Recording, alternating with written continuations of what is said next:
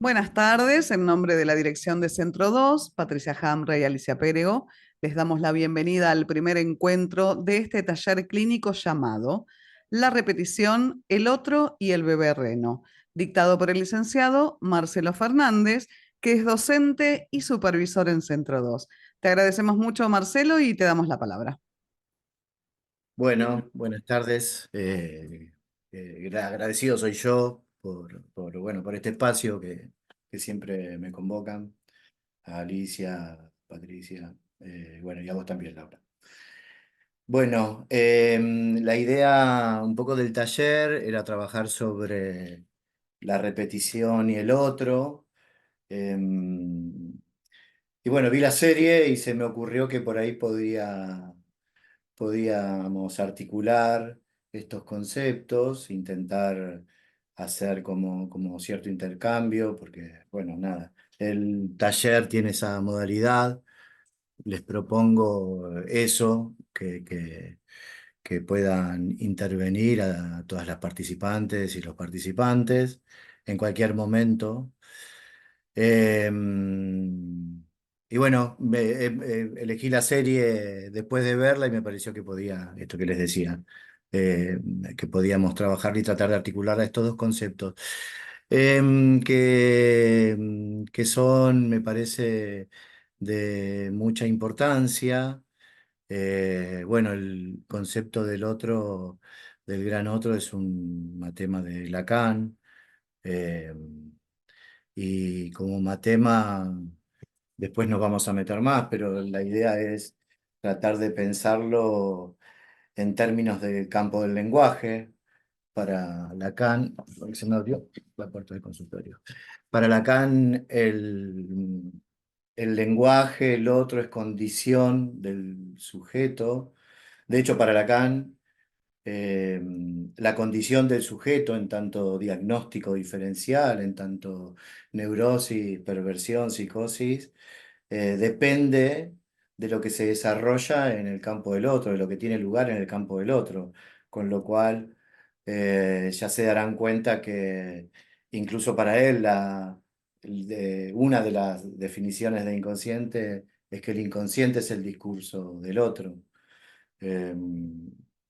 Eh, Hay varias acepciones más como concepto que podríamos tener en cuenta, como el otro como el lugar de autoridad al que va a ocupar el lugar del analista, cuando efectivamente en la práctica clínica institucional, que entiendo la mayoría de ustedes están eh, cursando, bueno, el otro es un lugar donde quien ocupa ese lugar tiene cierta autoridad.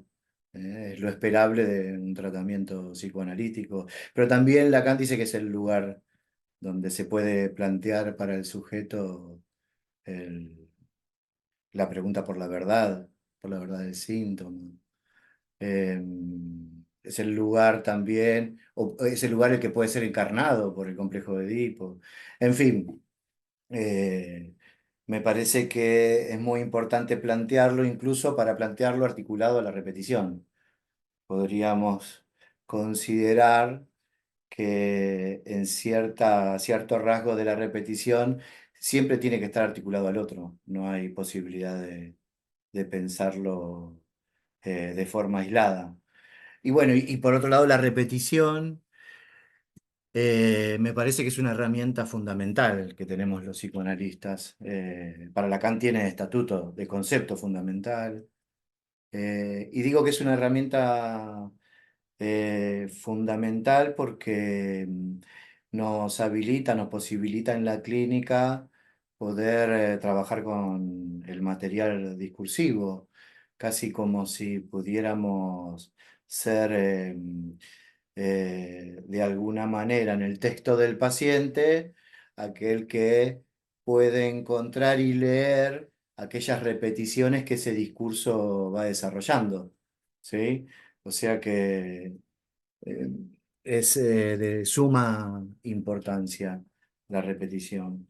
Y se podría decir que la repetición está en los inicios del psicoanálisis. Eh, no es ni más ni menos que la insistencia del síntoma, del síntoma conversivo en las histéricas del siglo XIX, que el discurso médico rechazaba, y esa insistencia que Freud supo y pudo, ¿no? Recoger para darle lugar. Bueno, ahí hay una clara repetición que nosotros podemos encontrar también en la clínica como en el síntoma, ¿no? Eh, para Freud, justamente lo que hace él en la creación del psicoanálisis es eso, es darle lugar a esa insistencia y darle valor de verdad. No es ni más ni menos que plantearlo en esos términos. Eh, Incluso podríamos también plantear que esa repetición del síntoma él la empieza como a desarrollar, incluso planteándola con la transferencia, ¿sí? El texto desde 1914, repetir, recordar, repetir, elaborar, es un texto que básicamente plantea la clínica y el comportamiento del sujeto, del paciente, como si fuese un desandar de repeticiones, ¿no? Y el analista ahí debería, eh, bueno, eh, plantear de alguna manera la lógica de llevar esas repeticiones de esas conductas, de esos comportamientos al recordar, ¿sí? Y para poder reelaborar ese tipo de conductas, los síntomas, las conductas, los comportamientos, los actos. De hecho, Freud hace mucho hincapié en la repetición en la escena analítica. Así que, bueno, es un concepto que es de suma importancia.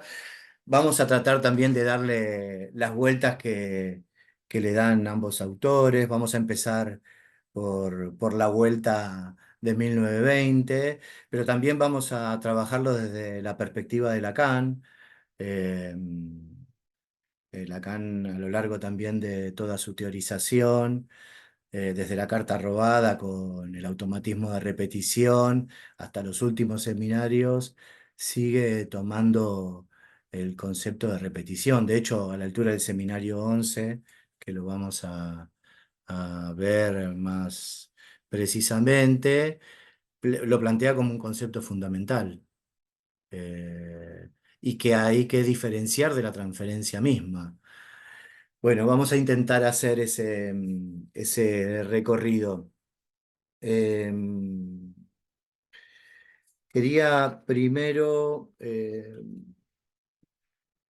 plantear una cita que me parece que es muy importante. Aguardadme que me parece que me la dejé acá atrás,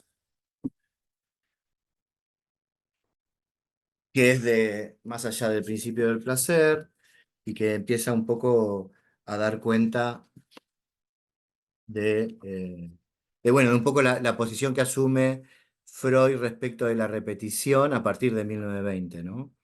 Más allá del principio del placer, tengan en cuenta que para Freud el principio del placer funciona como si fuese una máxima. El organismo, el individuo, el paciente busca eh, el placer, mantener la estabilidad del aparato psíquico, y lo que está proponiendo es que en la clínica empieza a encontrar un más allá como determinante de ese principio.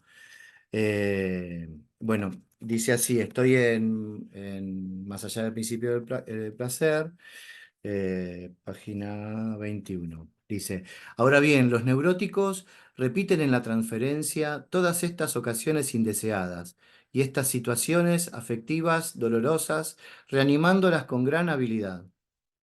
Se afanan por interrumpir la cura incompleta, saben procurarse de nuevo la impresión del desaire, fuerzan al médico a dirigirles palabras duras y a conducirse fríamente con ellos, hallan los objetos apropiados para sus celos, eh, sustituyen al hijo tan ansiado del tiempo primordial por el designio o la promesa de un gran regalo, casi siempre tan poco real como aquel, ¿no? El posponer y el pensar la pérdida del tiempo, de esos años, eh, bueno, que la neurosis va perdiendo, de alguna manera va cayendo en ese pozo sin fin de la pérdida. Nada de eso pudo procurar placer entonces. Se creería que hoy produciría un displacer menor si emergiera como recuerdo o en sueños, en vez de configurarse como vivencia nueva. Se trata, desde luego, de la acción de pulsiones que estaban destinadas a conducir a la satisfacción, pero ya en aquel momento no la produjeron, sino que conllevaron únicamente displacer. Esa experiencia se hizo en vano, se la repite a pesar de todo. Una compulsión esfuerza ello. Bueno, ahí empieza a dar cuenta como de este determinismo en lo que podríamos llamar la reacción terapéutica negativa. Eso mismo que el psicoanálisis revela en los fenómenos de transferencia de los neuróticos puede reencontrarse también en la vida de personas no neuróticas. La impresión de un destino que las persiguiera, de un sesgo demoníaco en su vivenciar. La compulsión que aquí se exterioriza no es diferente de la compulsión de repetición de los neuróticos. Se conocen individuos en quienes toda relación humana lleva idéntico desenlace, dice Freud, benefactores cuyos protegidos, por disímiles que sean en los demás, se muestran ingratos pasado cierto tiempo y entonces parecen destinados a apurar entera la amargura de la ingratitud, hombres en quienes toda amistad termina con la traición del amigo, otros que en su vida repiten incontables veces el acto de elevar a una persona a la condición de eminente autoridad para sí mismos o aún para el público, y tras el lapso señalado la destronan para sustituirla por una nueva. Amantes cuya relación tierna con la mujer recorre siempre las mismas fases y desemboca en idéntico final. Este eterno retorno del oro igual nos asombra poco cuando se trata de una conducta activa de tales personas, y podemos descubrir el rasgo de carácter que permanece igual en ellas, exteriorizándose forzosamente en la repetición de idénticas vivencias. Nos sorprenden mucho más los casos en que las personas parecen vivenciar pasivamente algo sustraído a su poder, a despecho de lo cual vivencian una y otra vez la repetición del mismo destino. Bueno, y ahí concluye él, en vista, para proseguir, ¿no? Dice, en vista de estas observaciones relativas a la conducta durante la transferencia y al destino fatal de los seres humanos, osaremos suponer que en la vida anímica existe realmente una compulsión de repetición, que se instaura más allá del principio del placer. Y ahora, bueno, eh, a- nos inclinaremos a referir a ella los sueños de los enfermos de neurosis traumática y la impulsión del juego en el niño, que todos conocen el ejemplo de Fordá, ¿no? Y los sueños traumáticos, la misma pregunta, ¿cómo puede ser que aquello que debiera ser olvidado por esencia reaparece en los sueños este, compulsivamente generando displacer? ¿Eh? Bien, bueno. Con esta pequeña introducción, les propongo entonces meternos en la serie, este, que, bueno, que a mí me gustó, está buena, no sé nada de cuestiones técnicas, cinematográficas ni de series, pero sí me gustó el armado, me parece que puede servir incluso para hacer una lectura clínica, digamos, haciendo eh, la aclaración de que, bueno, que no se trata de un paciente, si bien sí es una historia autobiográfica, pero no se trata de un paciente en el sentido de que va a preguntarle a un analista sobre lo que él está padeciendo, sobre lo que le está pasando, los conflictos que está teniendo. Eh, pero sí, claramente se puede hacer una lectura igualmente, o es lo que les propongo hacer, al menos eh, en la medida de lo posible. Yo tengo la mía, se las voy a compartir. La idea es que puedan interrumpir vamos a haciendo recortes. Lo pusimos iba a hacerlo con otras viñetas clínicas el taller, pero me pareció que como la serie iba, había que ponerlo en el título, así a quienes la habían visto podían, bueno, pensar cómo pensarlo clínicamente y podemos trabajarlo. Y para los que no, igual voy a hacer como un recorte. No vamos a contar la serie, son 7 capítulos de entre 30 a 40 minutos más o menos, para los que no la vieron. Eh, y hay un capítulo más, que en realidad no es un capítulo, es una entrevista que le hacen al personaje, no, al autor de la serie, eh, que, eh, bueno, él, digamos, como es en primera persona y habla sobre la serie y sobre la vida real, digamos, de la historia que él cuenta, que es que efectivamente a él le pasó. Bien, con lo cual, bueno, vamos a hacer un recorte. Si hay algo que ustedes consideran que falta, tráiganlo, pueden, sin levantar la mano, interrumpir en cualquier momento. Bueno, la historia, les cuento un poco cómo surge. Eh, en la misma historia aparece, llegado el final, el surgimiento de por qué se vuelve un éxito. El personaje en cuestión, Donnie Don, que no es su verdadero nombre, es el productor de la serie, sí, el guionista. Eh, Tiene mucho éxito con este, hace un número de stand-up, un monólogo de la historia, esta que a él le pasa. Eso tiene mucho éxito en Londres y bueno, Netflix, la plataforma, le propone hacerlo serie. Y entonces, bueno, ese es el producto del éxito del monólogo.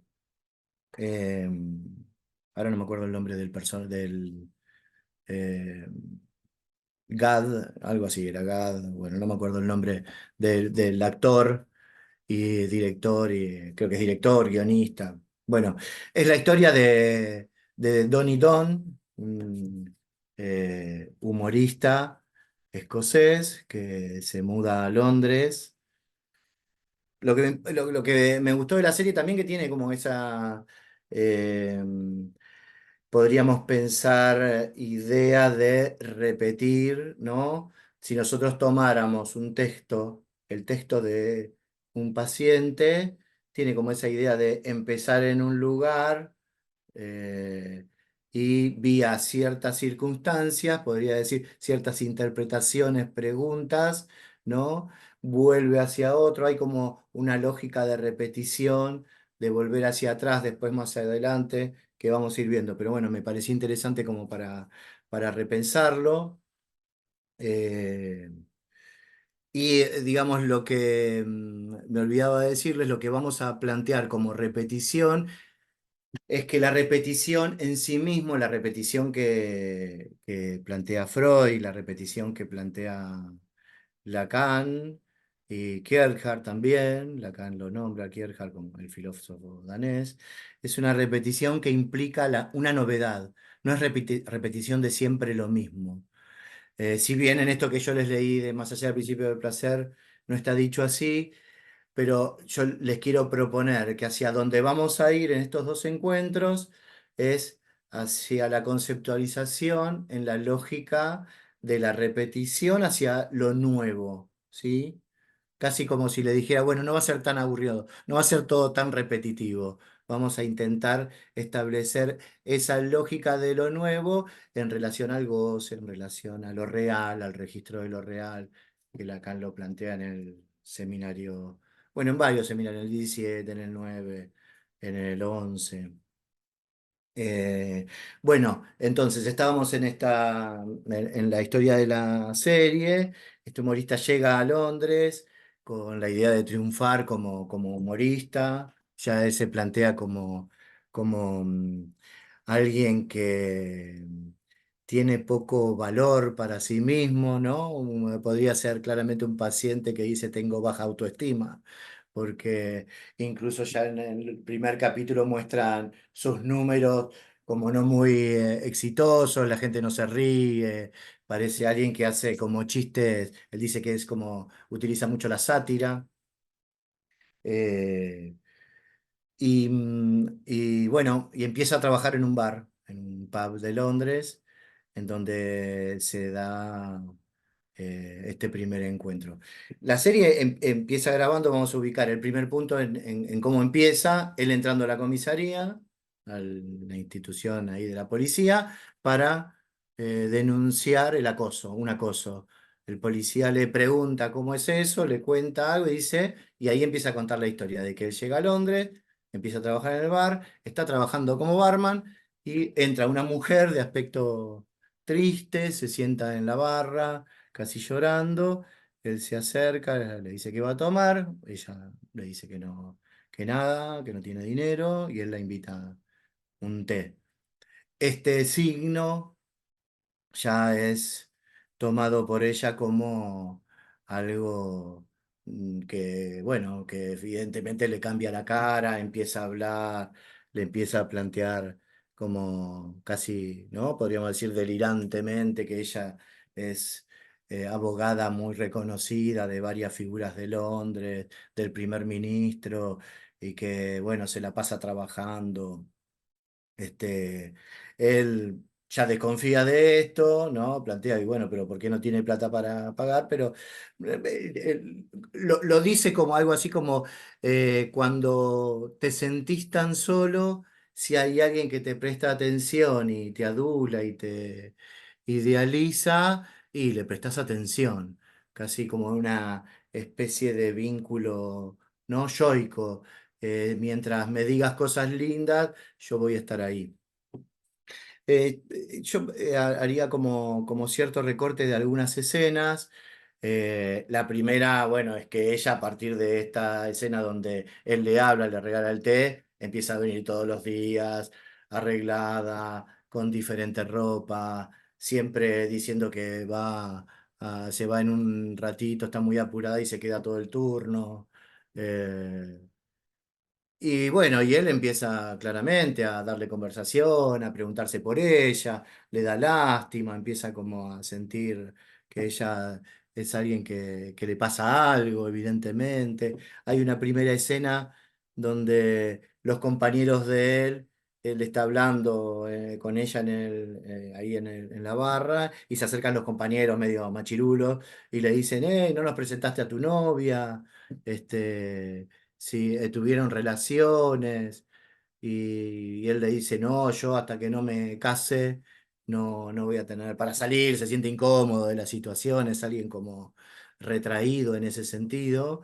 eh, Hasta que no me case, y bueno, ¿cuándo se casa? ¿No? Le empiezan a hacer la joda típica de hombres en grupo, y, y él, en vez de decir, bueno, no pasa nada entre nosotros, solo somos amigos, se siente incómodo y le dice, no, primero ella le dice, yo soy un gran partido, me estoy por comprar un penthouse y necesito a alguien que me cuelgue las cortinas. Y él para salir del paso dice, yo te voy a colgar las cortinas. No me voy a casar, pero sí voy a hacer eso. Como una situación donde ella no entiende la metáfora, todos se ríen, y evidentemente ella se toma eso como otra vez otro signo más de que algún mensaje él le está enviando. Hay otras escenas también donde él está por hacer un show, está haciendo un show, y ella ya se aparece en el show, interactúa con él, le va bien, ¿no? En ese show, la gente no se ríe a partir de que ella interactúa, le va bien, él se mueve un poco más eh, cómicamente, y bueno, y hay una escena donde ella le declara su amor, él le dice que no, que son amigos. Este, y bueno, y él la abraza, como cantan una canción, pero digamos como que se empieza a hacer evidente que hay algo ahí que él no puede decir, poner un límite, cortar. Este, y, este, y bueno, y ella empieza a aparecer, bueno, permanentemente, ya averigua su mail, todo el tiempo le manda mails. ¿no? Y pone que tiene un iPhone, este, permanentemente 70 mails por día. Empieza a ser como claramente alguien que está acosando y alguien que es acosado. Este, incluso él rápidamente se empieza a dar cuenta, porque la busca por el Facebook, de que ella que tuvo problemas con la justicia, que estuvo por acoso 4 años presa, y sin embargo la acepta como amiga, ¿no? Ayer hablábamos con algunas colegas, la colega decía, no puede ser que, ¿no? Que cada vez como que se metía más en el barro, como que metía más se metía más en problemas, porque era evidente que ella no iba a parar. Eh, Hay otra escena más donde ella le dice, bueno, viene mi cumpleaños, vamos a hacer un picnic, él le dice que somos amigos, vamos a tomar un café, y en esa escena también ella le dice, pero vos estás con alguien, alguien te hizo daño, eh, y ella lo agarra de la mano y le grita, decime quién te hizo daño, una forma muy violenta. Y él sale de ese café y no tiene mejor idea que perseguirla hasta la casa. Ella se da cuenta que lo siguió. Bueno, en fin, todas situaciones que uno podría decir, si fuese un paciente que llega a la consulta, ¿no? Lo primero que indagaríamos es qué está pasando, por qué sostiene este vínculo que evidentemente habla de que esta mujer, Marta, tiene problemas, ¿no? O al menos lo preguntaríamos, suponiendo que Donnie, como dice en la serie, él no sabe por qué. Eh, Hay otra escena donde ella lo persigue, le empieza a reclamar por qué llega tarde al bar. Bueno. Hay otra escena más donde ella lo acosa como una especie de arroyo y lo toca en sus genitales, y él le dice que no supo cómo reaccionar en ese momento. En fin, hay como muchas situaciones donde ella ya le empieza a hacer reclamos como si fuesen personas que tienen un vínculo muy profundo, evidentemente, ¿no? Un delirio erotomaníaco de parte de ella hacia él, y él en ningún momento puede ir como poniendo límites a ese vínculo que se está llevando a cabo. Al mismo tiempo, él conoce en una aplicación a una chica trans, Terry, que es otro de los personajes, de la cual este, se enamora perdidamente. Y tiene la característica de que en esta aplicación había mentido con su nombre. Se hace llamar Tony y no dice que es humorista, sino trabaja como albañil en la construcción. Y bueno, se empieza a enamorar de ella, lo que pasa es que le da vergüenza encontrarse, entonces la cita siempre en el mismo lugar, alejado, está muy preocupado por que lo vean, porque piensan que está con una chica trans, eh, y bueno, miente sobre su identidad. Ahí hay una escena también donde finalmente ella le reclama, como que siempre nos encontramos acá, nunca hacemos nada, nunca nos encontramos en la intimidad, ni siquiera viajamos en subte. Bueno, llega esa situación, ella lo agarra de la mano, lo quiere besar y él de nuevo ahí retrocede, como si la vergüenza eh, son todas escenas también que se repiten, esto de que se siente que como que lo miran, como que como si los pensamientos que él tiene respecto de la situación que está atravesando tuviera permanentemente ahí otros que lo están como decodificando. Eh, bueno, esto hace que digamos que ella se enoje mucho, en consecuencia lo llame, él no la recibe más. Y bueno, a todo esto la relación con Marta cada vez se empieza a poner más, por llamarlo de alguna manera, intensa. Él empieza, bueno, en la serie cuenta que vive con la madre de la exnovia, Killy, y la ex suegra Liz. Se quedó viviendo con ella después de que la exnovia lo dejó. Eh, Ahí, bueno, cuenta que después de que la novia lo dejó porque él tenía problemas sexuales y que después se van aclarando, lo que dice es que esta mujer lo toma como si fuese la prolongación de su hijo fallecido. De hecho, le da la campera, como que empieza a tener un vínculo con ella en donde él se sentía como en casa, como era alguien muy positivo para él. Eh, bueno, lo que sucede es que Marta encuentra donde él vive, se hace pasar por una persona conocida del grupo gastronómico de esta señora, de Liz, y él se encuentra con ella ahí y bueno, ahí se asusta efectivamente cuando se van todos. La madre la invita a quedarse porque es una casa grande. Él le dice, si no te vas, voy a llamar a la policía. Este, Pareciera como que finalmente algo ahí va a ocurrir del orden del límite, del punto, al menos, a esta situación. Y lo que sucede es que Marta empieza a acosar a la ex novia, Kelly, y a él lo empieza a esperar afuera de esta casa, parada siempre en en la parada de colectivo, como si, bueno, sin hablarle, sin dirigirle la palabra, como si esta intervención de la denuncia hubiese hecho algún tipo de efecto en Marta.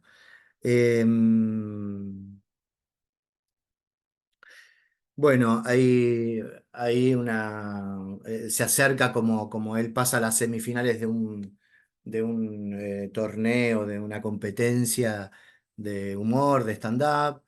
Este, y bueno, y es en este contexto de Marta, digamos, como apareciéndose, pero sin acosarlo, en donde él un día le da lástima y la está congelada a ella, porque se la pasa horas sentada ahí, la lleva a la casa, que bueno, la casa es un lugar como muy desordenado, alguien con claros problemas. Y donde él le dice, bueno, que tenían que terminar, que por favor que dejen ahí la relación, incluso le quiere adornar la situación, como que pensá que esto fue lindo mientras duró, como que siempre que intenta poner un punto, igual abre la posibilidad de, ¿no? Y bueno, ahí viene la escena de estas semifinales. Perdón, ahí alguien había, escuché, no, ¿no? Bien, me interrumpen cuando lo consideren necesario. Bien, entonces en estas semifinales, cuando le toca su número, ella irrumpe entre el público y empieza, bueno, a, a decirle que él está con otra, que es un pervertido. Había ido Terry con unos amigos a verlo, él se logra escapar de la escena, se la lleva a a otro lugar del teatro bar, Marta aparece y los agrede claramente a los dos, haciendo que, bueno, que la agrede a Terry, que quiere hablar y bueno, se vuelve un tanto loca, y él ahí le grita, eh, la echan, la sacan del lugar, una escena violenta. Y ahí vuelve la serie al principio, donde él entra a la comisaría y que para mí, digamos, la pregunta del policía tiene como efecto, que se podría pensar como un efecto analítico, porque lo hace articular, lo hace asociar, ¿no? Le dice, ¿qué es lo que hacemos cuando escuchamos el contenido del texto del paciente, cuando escuchamos sus significantes, sus palabras? ¿no? ¿Qué buscamos? ¿Alguna contradicción? ¿Algo que se repita? ¿Algo que aparezca ahí en el texto como, eh, bueno, como algo que rompe con la lógica del texto, podríamos decir? Este, bueno, le pregunta por qué tardó 6 meses. Es el, y, y él, porque todo esto es en off, él confiesa que cuando hace la denuncia no le dice ni que ella lo había tocado, ni que le había pegado a Terry, ni le dice el nombre para que averigüe sus antecedentes. Como que había algo ahí que se podría decir, insistía, y ante la pregunta del policía, ¿cómo puede ser que haya tardado 6 meses viviendo en este acoso? Bueno, él ahí recuerda, dice como que le pegó como una ola a los recuerdos de hacía 5 años. La historia está en presente, y se va a 5 años antes de ese presente, sería algo así. Los primeros 20, o sea que él estaría en los fines de los 20, no los aclara del todo. Y bueno, y cuenta la historia. eh, y qué es lo que recuerda ante la pregunta del policía, es la historia de él llegando a Edimburgo, digamos, como una especie de festival de humor, donde hay, digamos, números y teatros callejeros por todos lados. Y bueno, él se nota en un bar donde no tiene éxito, claramente. Pasa que nadie lo ve, es a la gorra, es un desastre, todos van a ver el partido. Él también lo que hace no es gracioso, ¿no? Como que todo el tiempo se repite esta escena de él desvalorizado permanentemente ante la mirada del otro, ni siquiera en su búsqueda, en el escenario donde se supone que está ahí jugado su deseo, bueno, aparece todo el tiempo. Le regalan una tarjeta para ir a una fiesta donde ahí se supone gente del medio, y también lo rechazan uno, se acerca para hablar, el productor, no sé qué, y conoce a Darien, que es el personaje, otro de los personajes importantes de la historia. Este personaje lo ayuda, le dice que efectivamente que él es productor, que lo va a ayudar en su número, le promete... eh, bueno, que sí, va al bar donde él actúa, hace cambiar todo el escenario, la disposición del lugar, le plantea cómo hacer su entrada, cómo guionar su número, su stand-up, y bueno, empieza a tener éxito. Empieza a tener éxito y se convierte así como una especie de gurú que sabe de él, y también ¿no? Como de alguna manera lo engolosa con muchas palabras de sos un talento, sos raro, pero me gusta tu forma, tenés mucho futuro, y se va. Él se va cuando termina ese festival, se muda a Oxford para estudiar teatro. Ahí conoce a Killy, la chica con la que después vivirá y seguirá viviendo con su madre, exnovia. Eh, y bueno, y en ese lapso de tiempo que se muda a Londres con ella, Darien se muda a Londres y bueno, empiezan a tener encuentros supuestamente para trabajar sobre un guión de él, Harry el sucio, algo así, donde le hace escribir el guión, lo invita a la casa, le dice que sí, que está bueno, se queda el fin de semana, le empieza a ofrecer drogas, él las acepta en un contexto donde el otro le dice, va a estar re bueno, bueno, todo tipo de droga, cocaína, LSD, y siempre la misma escena que se repite, él tomando droga, primero el otro lo invita, va a la casa, van a trabajar sobre el guión, le dice que está buenísimo, lo tuyo es excelente, vamos a producirlo, bueno, ahora vamos a festejar, tomemos droga, se despierta después de estar drogado con claros signos de haber sido manoseado. Bueno, así una y otra vez, él sigue yendo y él le promete que ya está, la productora de la televisión, están discutiendo las comisiones eh, de cuánto van a ganar y bueno, y finalmente lo termina violando. Este, y bueno, esta situación es la que él recuerda en este primer punto de inicio, digamos. Este,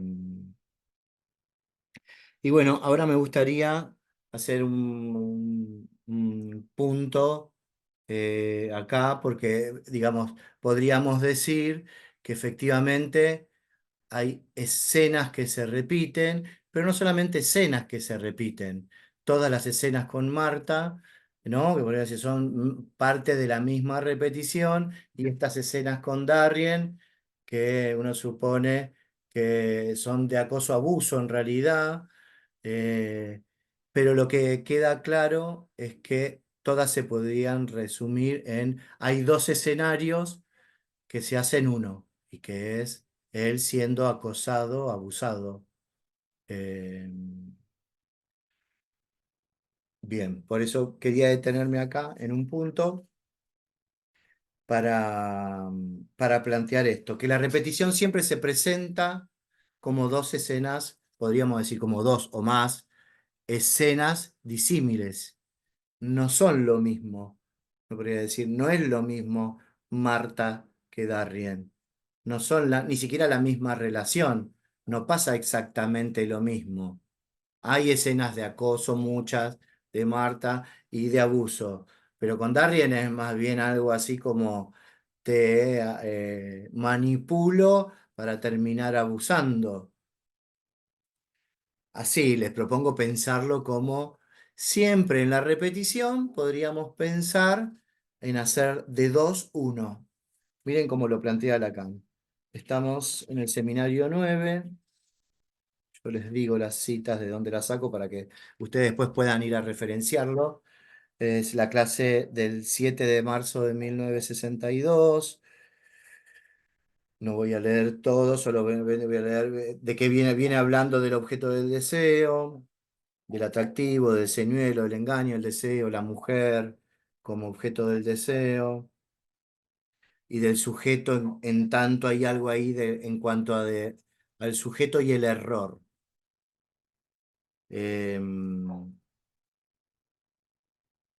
Dice así, entonces, si el sujeto se engaña, puede tener razón desde el punto de vista del absoluto, de todas maneras, y aún para nosotros que nos ocupamos del deseo.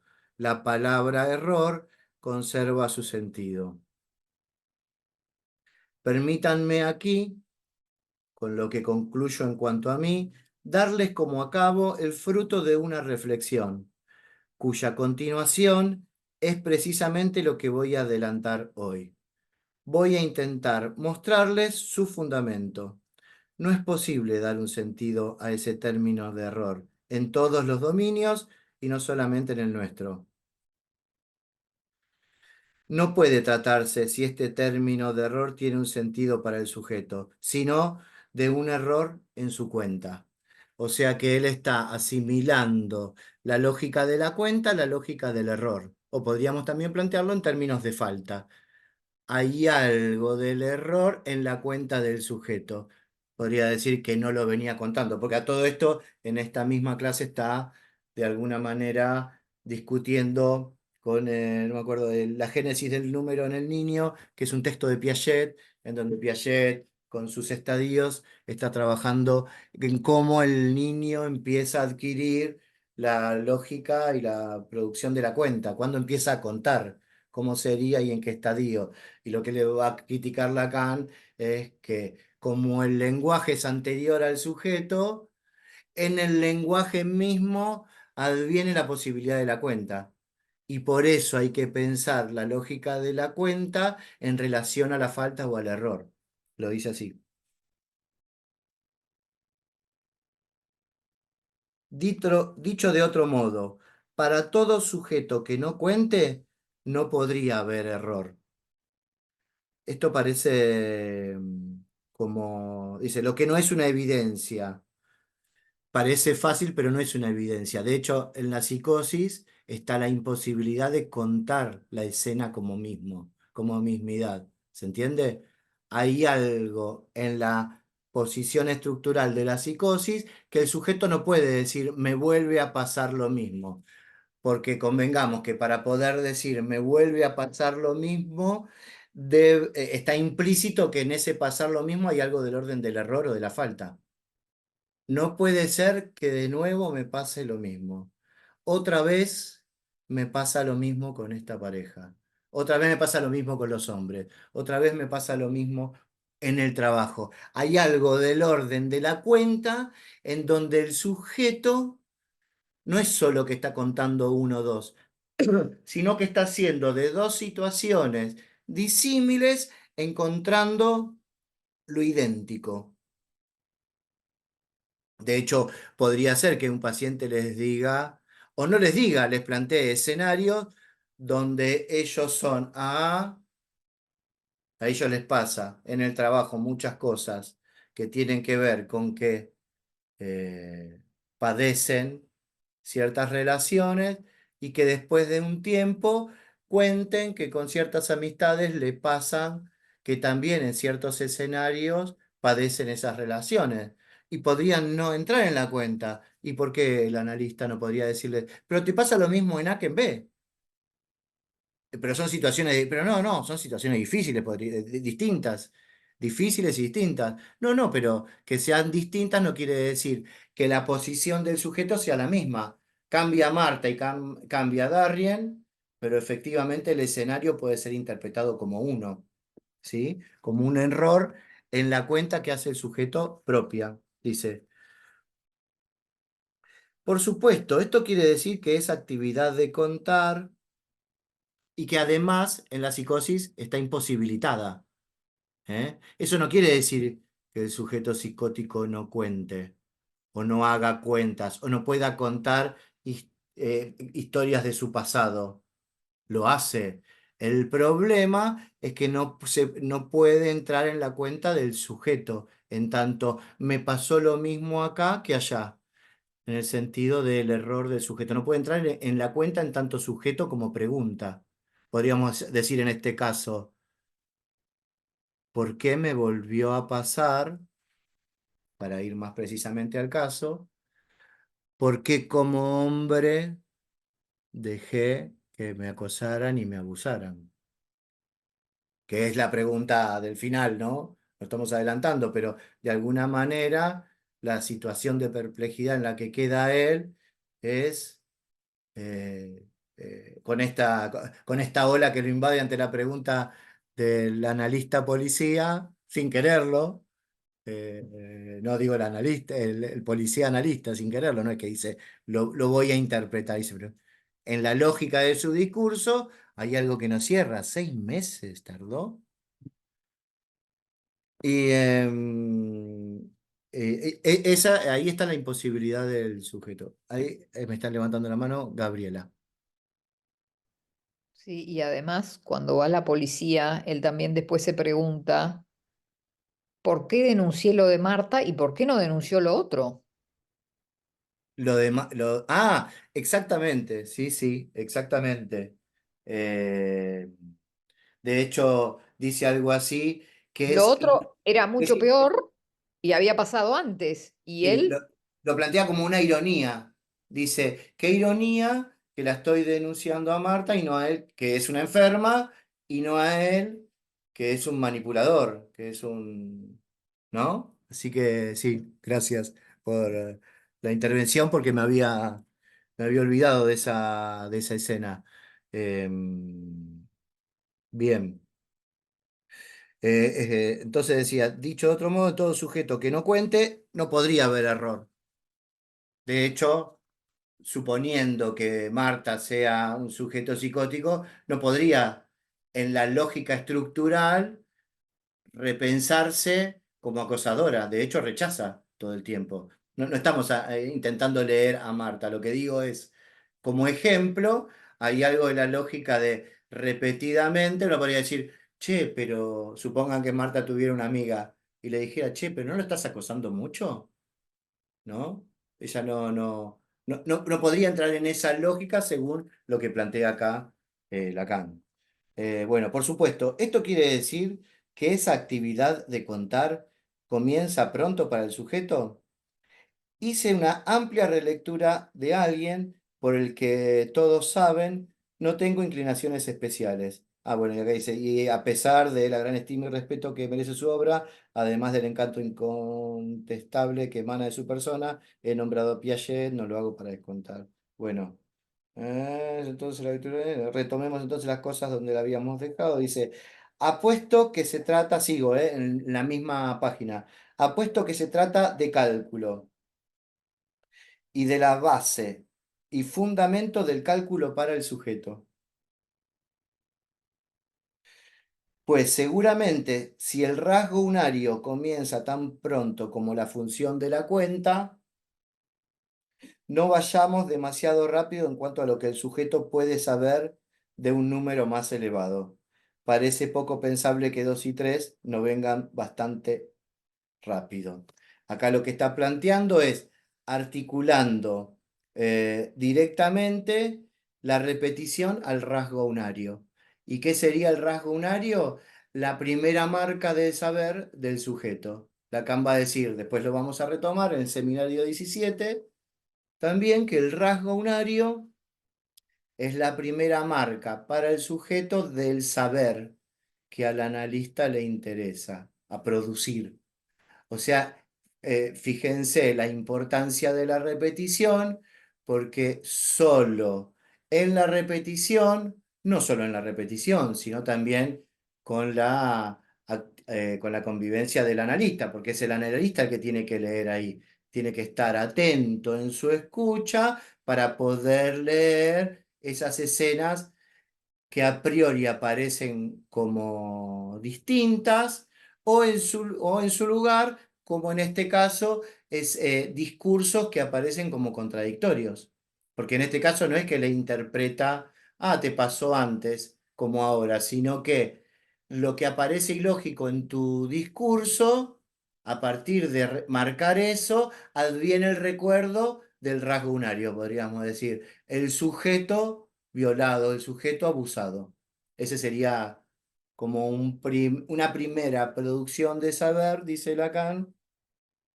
Bueno, y después lo que plantea es no vayamos demasiado rápido en cuanto a lo que el sujeto puede saber de un número más elevado. Parece poco pensable que 2 y 3 no vengan bastante rápido. 2 y 3 no vengan bastante, parece poco pensable que 2 y 3 no vengan bastante rápido, porque para Lacan, les propongo pensarlo así, para Lacan, pensar la lógica del número para el sujeto, para construir el sujeto del inconsciente como él lo piensa en su forma de teorizarlo, son siempre a producir 4 elementos, ¿sí? Podríamos decir, para Freud, para dar cuenta del sujeto del inconsciente, están el complejo de Edipo y el yo, ¿no? Son 3. Yo, mamá y papá. Para Lacan están siempre 4 elementos, ¿sí? De hecho, la metáfora paterna son 4 elementos. Todos los esquemas de Lacan tienen 4, o sea que es el número mínimo de elementos significantes para poder, a eso se está refiriendo en relación a la cuenta de cada sujeto. O sea que, de alguna manera, lo que está planteando, para dar cuenta de una escena repetida, efectivamente tienen que empezar a aparecer esos 4 elementos que juegan en la escena. Todavía acá no los tenemos, pero sí los vamos a interpretar en lo que sigue de la serie. Pero podríamos decir que está ahí cierto objeto, cierto escenario, y en donde un sujeto es abusado. Faltaría ahí, Lacan va a decir que el cuarto elemento es el sujeto en tanto muerto. ¿Por qué? Porque va a advenir como significación de la escena. Pero bueno, después le vamos a dar una vuelta más a esto. Bueno, y concluyo. Dice, en cuanto a nosotros, no tenemos necesidad de pedirle tanto, de pedirle tanto a nuestro rasgo unario, pues sabemos que en el nivel de la sucesión freudiana, si me permiten esta fórmula, el rasgo unario designa algo radical para esta experiencia originaria. Es la unicidad como tal del rodeo en la repetición. O sea que empezamos a plantear, Lacan empieza a plantear que justamente el rasgo unario vendría a ser el producto de la marca del significante como saber que le interesa al analista en tanto producción de saber inconsciente. ¿Sí? O sea que si pensamos la lógica de los casos que empiezan a atender o que y hay gente que ya está atendiendo hace bastante tiempo, podríamos decir que sería importante que el analista deje hablar y plantee preguntas al texto. ¿Para qué? Para que advengan esas repeticiones, para que ello hable. Lacan transforma donde eso estaba, el yo debe advenir en donde ello habla, el sujeto debe advenir. O sea que el ello, teniendo en cuenta como el impersonal del lenguaje, hay algo del discurso que empieza a repetir. Inconscientemente, no es que a veces el paciente lo plantea, me está pasando lo mismo acá que allá, pero a veces es inconsciente y para eso siempre es condición necesaria que esté el analista en posición de escucha para leer en esas escenas, para preguntar lo que aparece como ilógico de esas escenas. Em,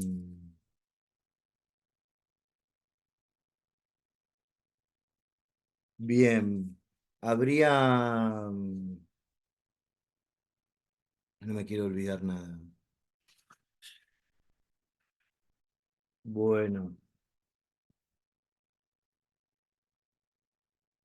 o sea que es condición como herramienta de la clínica psicoanalítica la lógica de la repetición por lo que produce. em, Eh, Lacan Lacan dice que tanto Freud como él son convergentes con Kierkegaard, porque Kierkegaard, el filósofo danés, tiene un libro sobre la repetición y es muy interesante lo que plantea él ahí de la repetición. Él dice, diferencia el recuerdo de la repetición.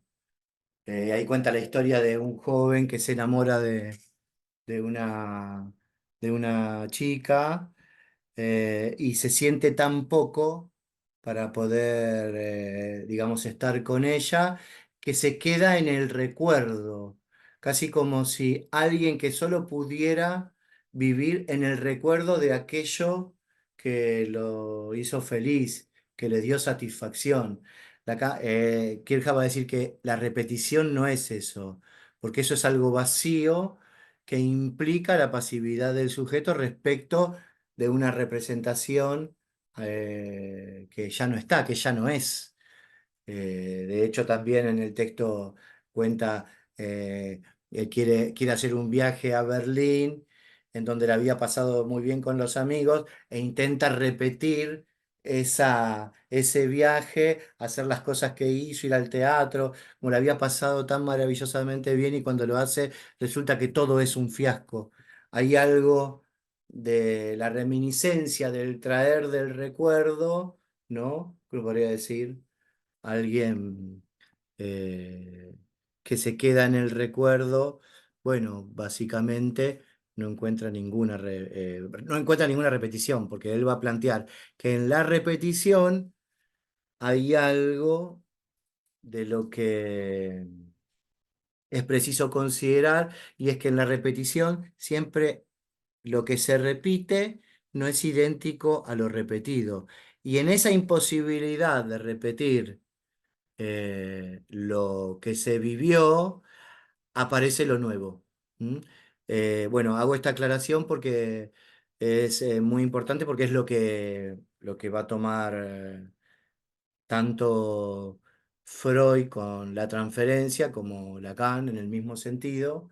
eh, eh, y es lo que yo les planteaba al principio, la repetición en la búsqueda de lo nuevo. O como hay algo de la repetición que no siendo igual busca lo novedoso. Bien, volvemos a la serie. ¿Preguntas? Si algo no se entendió o algo que quieran aclarar o intervenir. Bien, bueno, seguimos. Eh, bueno, esta situación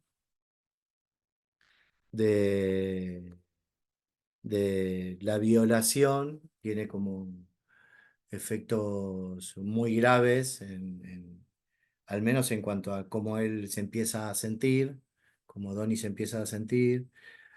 Se hace muy evidente el cierto síntoma de dificultad para tener relaciones con quien se supone tiene un lazo de afecto, de amor.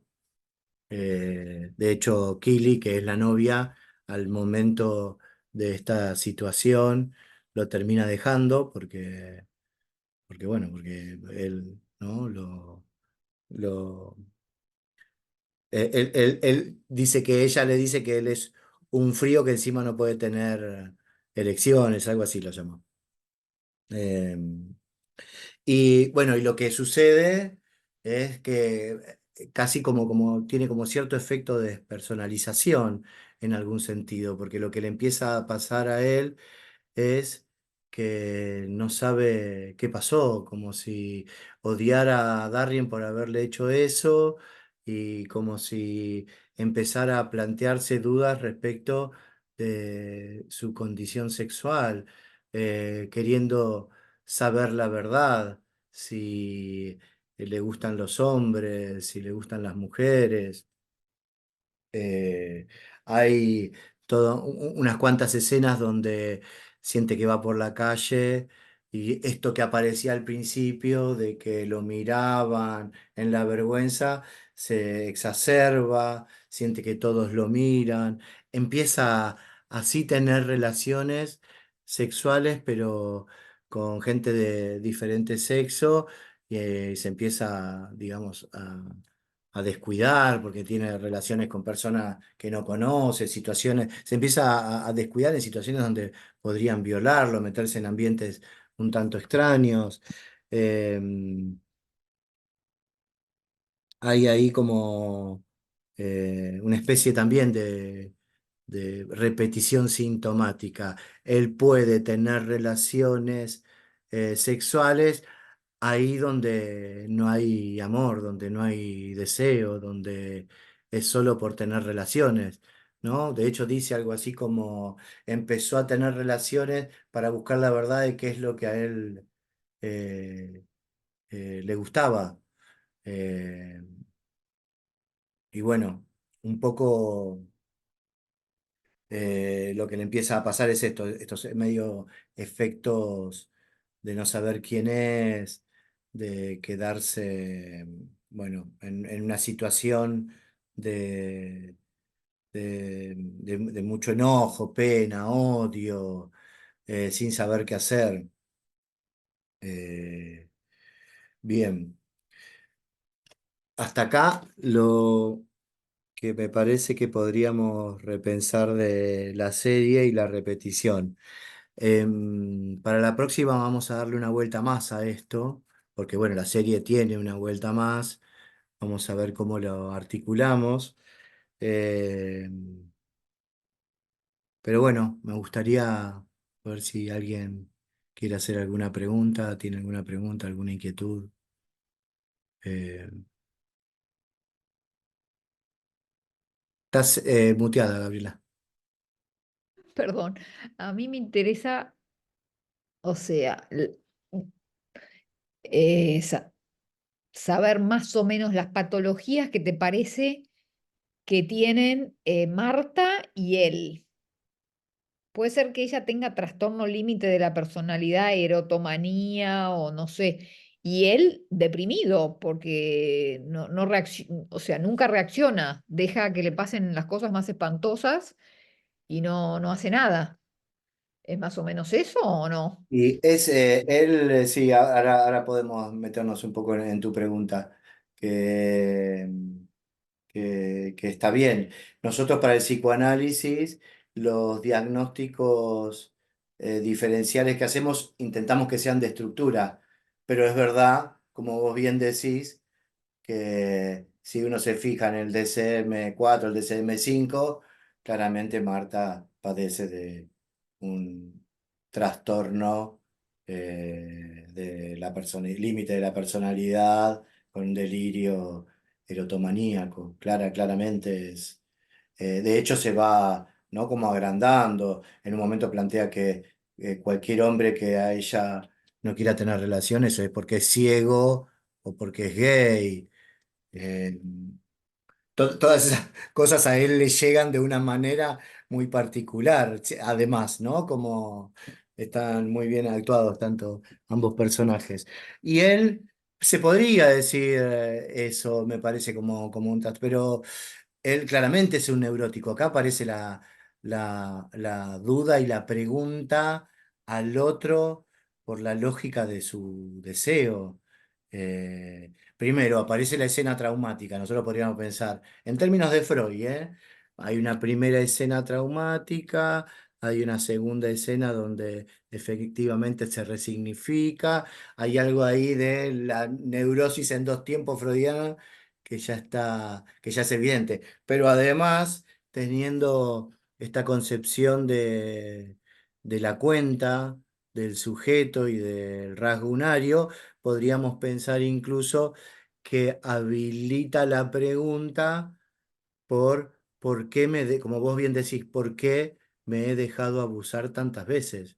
Que podría ser otras preguntas, pero en este caso me parece, si lo tomamos como caso es, ¿por qué me he dejado abusar? ¿Por qué no pude hacer nada en la escena que lo dice, no me acuerdo qué capítulo, pero en un momento dice, no pude, ella me agarró de los genitales en la escena del arroyo ese.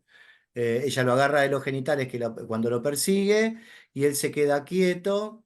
Claramente es un hombre mucho más grande, podría haberse defendido, ¿no? Podría haber hecho algo. Y él dice que sintió el olor de ella y no pudo hacer nada. Sí, pero Así no es, no, que, no es nada más que para mí con esas escenas. O sea, en general el tipo no hace nada de nada. O sea, no. su novia, la persona de la persona trans de la que él está enamorado, le dice, no, pero ¿cuál es tu proyecto? O sea, porque no me vas a decir que quedarte en el pub toda la vida es un proyecto. Eso no es un proyecto, le dice ella. El tipo es como pasivo en todo, no nada más en estas cosas espantosas que le pasaron. Sí, En su sí. vida en general. Su vida está en el En vivir con la ex suegra, viene la novia, la ex novia y él está ahí como si nada. O sea, Ahí uno podría decir, hay algo de la repetición, está con una madre que lo cuida. No, yo estoy de acuerdo con vos. Efectivamente, en él su vida eh, se caracteriza por una lógica de pérdida permanente, de no poder asumir posiciones. Está claro, digo, no para irnos a ideales de lo que debería ser la vida de cada uno, pero efectivamente hay algo a él que lo deja, a mí me parece, en ese sentido, sin poder hacer nada. Hay intentos, cuando los amigos le sacan el celular y le mandan a ella que quería tener sexo anal, todas escenas donde decir, ¿por qué? ¿Por qué no se pone un coto a todo esto? O sea, efectivamente hay algo de la imposibilidad. Lo que nosotros vamos a intentar estudiar es si la lógica del abuso, la lógica de la repetición, del rasgo unario, del abusado como significante, obedece solamente a, al planteo de la escena del yo, que es lo que vos planteás. Vos decís, ¿cómo puede ser que este tipo no ponga lo que hay que poner, todos hagan lo que quieran con él, ¿no? No pueda ni siquiera poner su nombre y decir, bueno, me gusta esta chica. ¿Cuál es el problema? ¿Por qué me tengo que cambiar el nombre? Hacer de cuenta que soy un macho que trabaja en la construcción. Encima es todo, digamos, como muy ¿no? Uno hasta siente pena, ¿no? Ayer estábamos en el equipo, ¿no? Y no me acuerdo de las colegas quién era que decía, pero puede ser que permanentemente entra, no puede hacer algo para decir, bueno, hasta acá llegamos. De hecho, si la vieron la serie, pasa muchísimo tiempo. Hay solo un momento donde él finalmente establece la denuncia. Habían preguntado, no sé si contesté, Gabriela, Sí, ¿sí? sí. Creí Pero que habían deprimido, contestado. te parece deprimido también o no? Mirá, podría decirse que hay cierta lógica de depresión. Lo que pasa es que para el psicoanálisis, nosotros eso no lo leemos como algo descriptivo, porque para el psicoanálisis, en la lógica de la búsqueda del sujeto del inconsciente, tratamos de establecer efectivamente si hay ahí una pregunta que vaya más allá del yo, que habilite el por qué me pasa esto y yo no puedo hacer nada. Yo no puedo hacer nada, efectivamente. Como llegan los pacientes, mirá, si no, no consultarían. Yo estoy acá. Y no. Mirá, acá en esto, la verdad que intenté. ¿Qué es lo que pasa? Pues los pacientes cuando llegan a la consulta porque ya pusieron voluntad, intentaron soluciones, ¿no? Del yo. Evidentemente, nosotros podríamos decir, podríamos plantear que hay ahí, al menos en esta primera mitad, que no lo dije, pero yo llamé la denuncia, y en la segunda mitad son las confesiones. En esta primera mitad no hay elementos para considerar aún. Sí, estoy de acuerdo con vos, de que es alguien que no puede, que está muy debilitado, muy inhibido para poder establecer muchísimas cosas. Casi como que el otro se le viene encima, el semejante, los pares, y él ni siquiera puede poner ahí una barrera, algo, ¿no? Todos cargándolo, él perteneciendo a un grupo de todos machistas que hablan todo el tiempo de, ¿no? Misóginos, le dice los heteronormativos, y permanece en ese grupo donde claramente él no tiene nada que ver, pero tampoco puede, es como si fuese alguien que le cuesta pertenecer. Y solo adviene en cierta atención en ciertos escenarios donde lo acosan y se aprovechan de él. Podríamos decir, él se presta. Sí, claro, claro, pero bueno, vamos a tratar de ir un poco más allá en la lectura que hacemos. Ana me pregunta, ¿y Darien sería un perverso? Y podríamos pensarlo. La sexualidad en sí es perversa desde Freud. Eh, lo que podríamos plantear para la lógica de la posición perversa, Lacan lo plantea así, en la lógica del fantasma. Lacan dice, este es la fórmula del fantasma. ¿Se ve? ¿Sí? Esta es la fórmula del fantasma que tiene una dirección. ¿Sí? Y quiere decir, es una fórmula cerrada, es una fórmula particular para cada quien, y quiere decir, un sujeto está dividido en relación a un objeto, que es condición. Tiene más lecturas, pero podríamos hacer esta lectura. El sujeto está dividido ante el objeto de su deseo. Les propongo esta lectura primera. En la perversión, el sujeto estaría en la neurosis posicionado acá. Tiene más vueltas esto, pero posicionado acá. En la perversión, el perverso se posiciona en el fantasma en el lugar del objeto. Yo soy el objeto que causa tu división, tu angustia. O sea que se invierte, como decía Freud, las perversiones son el negativo de las neurosis.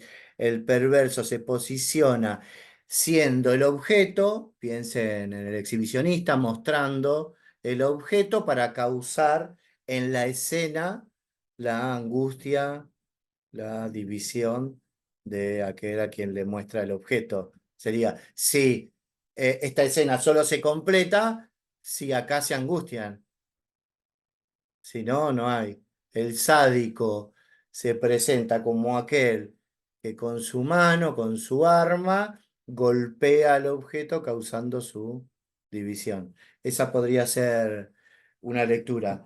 Y sí, digamos, hay algo, ¿no? Como de esa pasividad manipuladora, donde él en algunas escenas se pregunta, no sé qué pasaba cuando me quedaba dormido, cuánto tiempo pasaba, y si bien tenía indicios de los abusos, ¿no? Como si siempre el otro le agregara un escenario para que él se sienta que no pasa nada, y después, bueno, la escena final donde lo viola y donde lo espera casi como fraternalmente con la toalla, ¿no?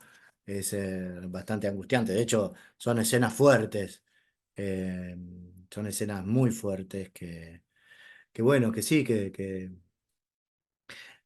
igual un Darien nunca consultaría para, ¿no? Por decir, un neurótico podría ir a consulta por si no se está comportando de una manera un tanto perversa. Un perverso no va, en todo caso, si consulta, va a ir a mostrar esa escena, va a ir a angustiar, no, no consultaría por un síntoma. ¿Eh? Bien, ¿alguien más?